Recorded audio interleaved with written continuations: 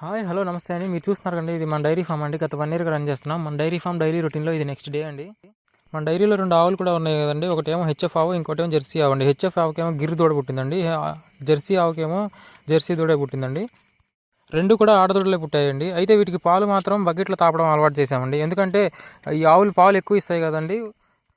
ఇవి డైరెక్ట్గా తల్లి పొదుగు నుంచి పాలు తాగితే ఎక్కువ తాగొచ్చు, పాలు తక్కువ తాగొచ్చండి. అట్లా ఎక్కువ తాగినా తక్కువ తాగినా వీటికి హెల్త్ ప్రాబ్లం వచ్చే అవకాశాలు ఉంటాయండి.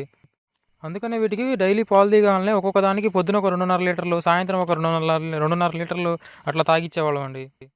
అలా రోజుకి 5 లీటర్ల నుంచి 6 లీటర్ల పాలను 3 నెలల నుంచి 4 నెలల వరకు తాపడం వల్ల మళ్ళీ ఇవి ఎప్పుడైతే పాల ప్రొడక్షన్కి రెడీ అవుతాయో అప్పుడు పాల దిగుబడి అధికంగా ఇస్తాయండి. ఇలా ఆవుదూడలకు పాలు ఎక్కువ పట్టించేటప్పుడు ప్రతి నెల డీవార్మింగ్ కంపల్సరీ చేస్తూ ఉండాలండి. ఇదిగో ఈ చివరిలో కనిపించిన దాని పేరు గణిత అండి. దీనికంటే ముందు కనిపించిన దాని పేరు కుందవయ్య అండి.